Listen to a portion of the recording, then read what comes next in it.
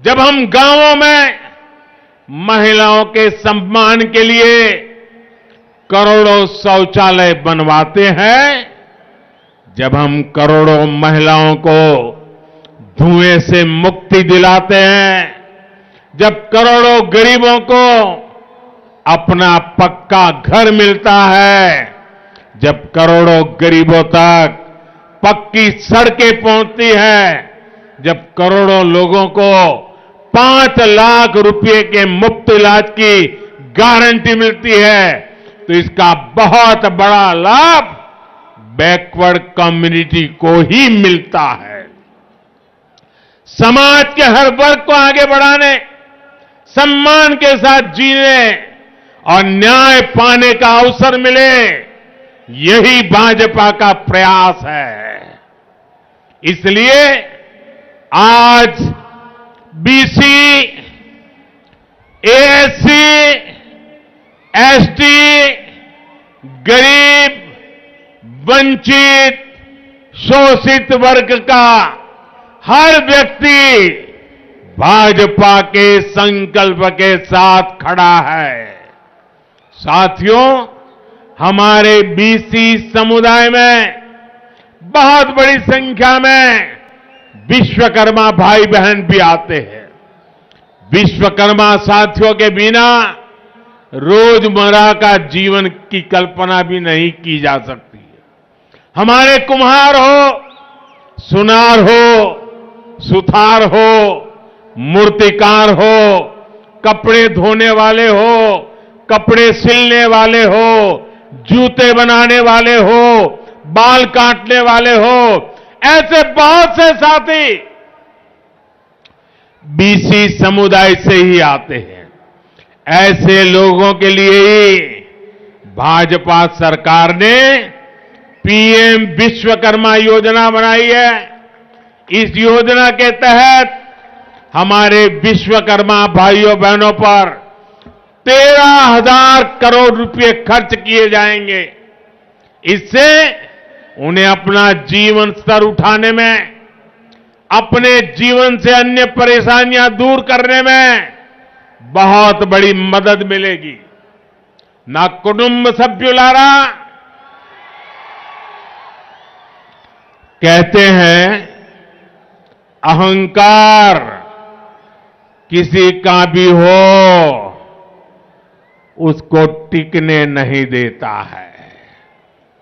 BRS के नेताओं में भी वही अहंकार दिखता है। 2019 के लोकसभा चुनाव में तेलंगाना के लोगों ने ऐसे अहंकारी सीएम को अपने वोट की ताकत से जवाब दिया था।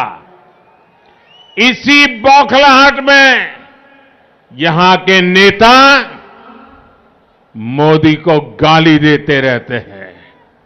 बीआरएस के भ्रष्टाचार के तार दिल्ली के शराब घोटाले से भी जुड़े हुए हैं।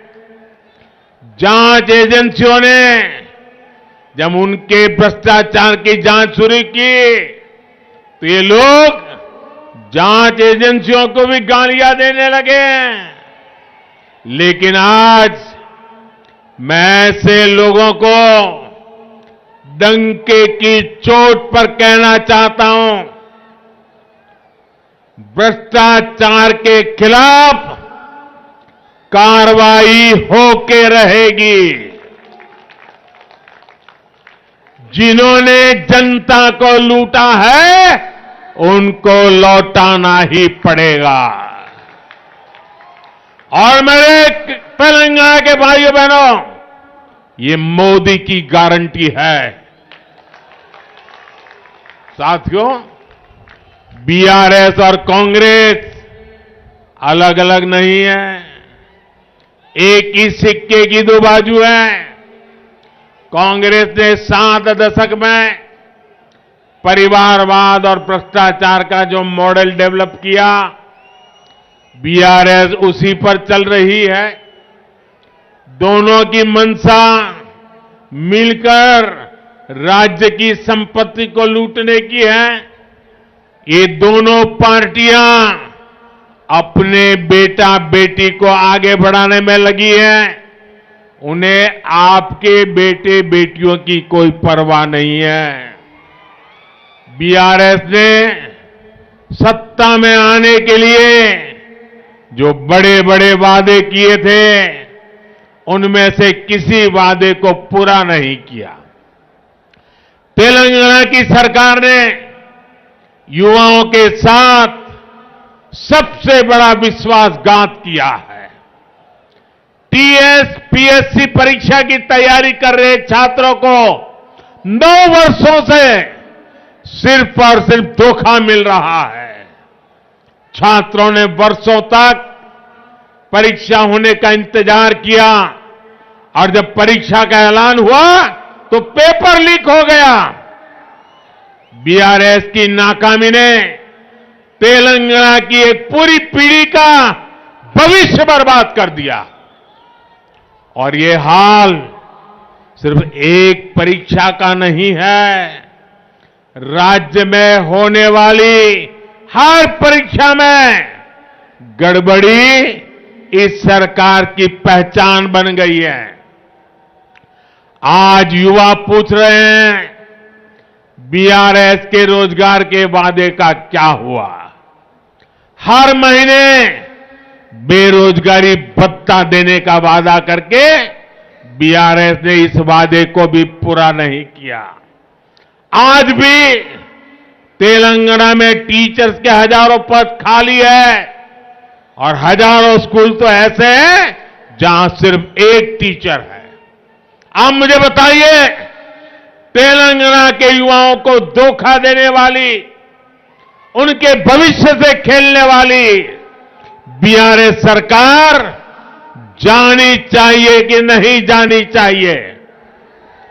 ये सरकार जानी चाहिए कि नहीं जानी चाहिए? इनको हटाना चाहिए कि नहीं हटाना चाहिए? हर गांव गली से हटाना चाहिए कि नहीं हटाना चाहिए? ना कुटुंब सभ्युलारा, बीआरएस ने तेलंगाना के मेरे गरीब भाई बहनों पर उनको जो डबल बेडरूम के वाले घर देने के सपने दिखाए थे, लेकिन ये वादा भी बीआरएस का हवा में उड़ गया। एक तरफ बीआरएस का ट्रैक रिकॉर्ड है तो वहीं बीजेपी का सेवा काल भी है।